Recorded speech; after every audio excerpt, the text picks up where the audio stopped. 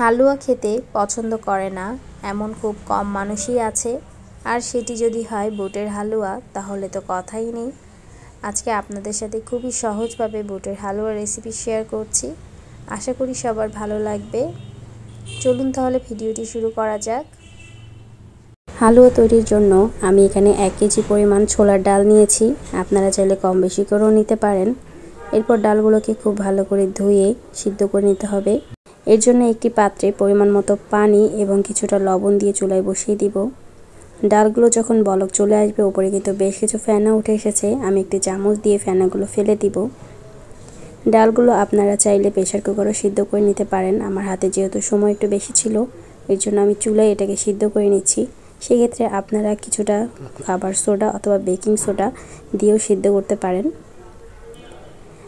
ডালের পানি কিন্তু প্রায় শুকিয়ে এসেছে। এ পর্যায়ে আমি একটু চেক করে দেখব ডালগুলো কতটুকু সিদ্ধ হয়েছে। ডাল কিন্তু প্রায় হয়ে এসেছে, আর একটু বাকি, তবে আর পানি দিব না। ডালে যতটুকু পানি আছে এই পানিতেই কিন্তু আমার ডালগুলো সিদ্ধ হয়ে যাবে। ডালের পানিটা কিন্তু শুকিয়ে ফেলেছি, দেখতেই পাচ্ছেন। ডালগুলো কিন্তু একদম পারফেক্টভাবে সিদ্ধ হয়েছে। আপনাদেরকে একটু চেক করে দেখাই। ডালগুলো কিন্তু একদম পারফেক্ট সিদ্ধ হয়েছে। এ পর্যায়ে আমি নামিয়ে ফেলবো। আমি যেহেতু ডালগুলো পাটায় বেটে নিব, এই জন্য আমি কিন্তু একদম শুকিয়ে ফেলেছি।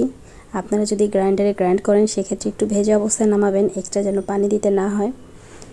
আমি কিন্তু খুব সুন্দর করে পাটায় বেটে নিয়েছি, কোনো রকম দানা নেই, কারণ দানা থাকলে কিন্তু খেতে ভালো লাগবে না। এরপর বেটে রাখা ডালগুলো আমি একটি পাত্রে নিয়ে নিব। মেজারমেন্ট কাপ দিয়ে 2 কাপ চিনি অ্যাড করে দিব। মিষ্টিটা হচ্ছে আপনারা আপনাদের টেস্ট অনুযায়ী দিবেন। সুন্দর একটা ফ্লেভারের জন্য আমি এখানে কিছু গরম মশলা অ্যাড করে দিচ্ছি।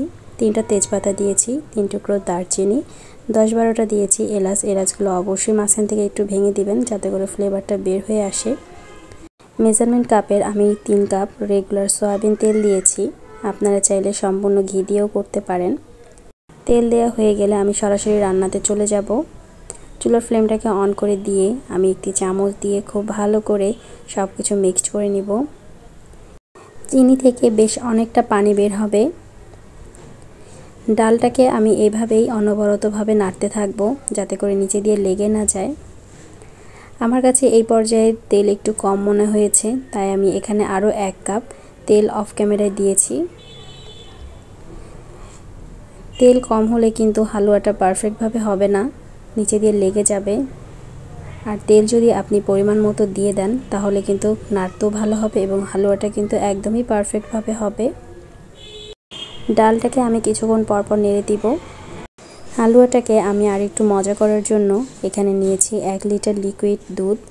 আমি এখানে মিল্কভিটা দুধটা নিয়েছি, আপনারা চাইলে পাউডার মিল্কও নিতে পারেন। এরপর চুলায় বসিয়ে আমি দুধটাকে খুব ভালো করে জাল করে নিব।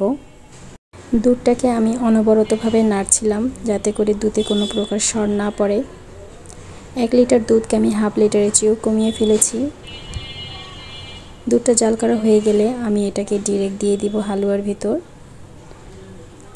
এরই মাঝে আমি হালুয়াটা চেক করে দেখেছিলাম হালুয়াতে মিষ্টি কম হয়েছে, এর জন্য এখানে আরও 1 কাপ চিনি অ্যাড করে দিয়েছি। এরপর সব কিছু খুব ভালোভাবে মিক্সড করে নেব। দুধের সাথে হালুয়াটা খুব সাবধানে মিক্সড করতে হবে এবং খুব ভালো করে মিক্সড করে নিতে হবে, কোনো প্রকার যেন লাম্পস না থাকে। দেখতেই পাচ্ছেন খুব সুন্দর করে কিন্তু আমি এটাকে মিক্সড করে নিয়েছি। এই পর্যায়ে আমি এখানে ঘি দিয়ে দিব। আমি এখানে আড়ং-এর ঘিটা ব্যবহার করছি।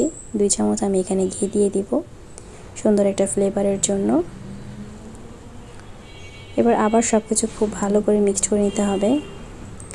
আর এভাবেই কিন্তু অনবরতভাবে নেড়ে পানিটাকে শুকিয়ে ফেলতে হবে। খেয়াল রাখতে হবে হালুয়া যেন কোনোভাবেই নিচে লেগে না যায়। যদি হালুয়াটা নিচে দিয়ে কোনোভাবে পুড়ে যায়, তাহলে কিন্তু খেতে ভালো লাগবে না, খুবই বাজে একটা স্মেল আসে। এই পর্যায়ে এসে খুবই সাবধানে এটাকে নাড়তে হবে, কারণ এখানে কিন্তু হালুয়াটা শেষের দিকে একটু ফুটতে থাকে। খুবই সাবধানতা অবলম্বন করতে হবে। আমি কিন্তু এটাকে ঘুরিয়ে ঘুরিয়ে নাড়ছিলাম, যাতে করে ছিটাটা শরীরে না এসে পড়ে। এভাবে করে আমি মিক্সড করতে থাকবো যতক্ষণ না পর্যন্ত পানিটা শুকিয়ে যায়। এই হালুয়াটা একটু সময় সাপেক্ষ, একটু সময় নিয়ে করবেন। হালুয়ার পানিটা কিন্তু একেবারেই শুকিয়ে ফেলেছি, কোনো প্রকার পানি নেই এবং মাশাআল্লাহ কালার কিন্তু অনেক সুন্দর এসেছে। আমি এভাবে অনবরতভাবে কিছুক্ষণ নাড়তে থাকবো। আমি হালুয়াটাকে একদমই ভাজা ভাজা করে ফেলবো। ভিডিওর মাঝে ছোট করে বলে নিচ্ছি, যারা আমার চ্যানেলে নতুন তারা চ্যানেলটিকে সাবস্ক্রাইব করে দিবেন, আর যারা ফেসবুক পেজ থেকে দেখছেন তারা পেজটিকে ফলো এবং লাইক দিয়ে পাশে থাকবেন। ভিডিওটি ভালো লাগলে ভিডিওটি শেয়ার করে দিবেন আপনার পরিবার কিংবা বন্ধুদের মাঝে। কথা বলতে বলতে কিন্তু আমার হালুয়াতে যে এক্সট্রা পানি ছিল পানিটা কিন্তু শুকিয়ে ফেলেছি। হালুয়াটা কিন্তু একদম ঝরঝরে হয়ে গিয়েছে, মাশাআল্লাহ অনেক সুন্দর হয়েছে, দেখতেই পাচ্ছেন। এই পর্যায়ে আমি হালুয়াটাকে নামিয়ে ফেলবো। এবার আমি হালুয়াটাকে পছন্দ মতো সাইজ করে কেটে নিব। এর জন্য আমি একটি ট্রেতে নিয়ে নিচ্ছি।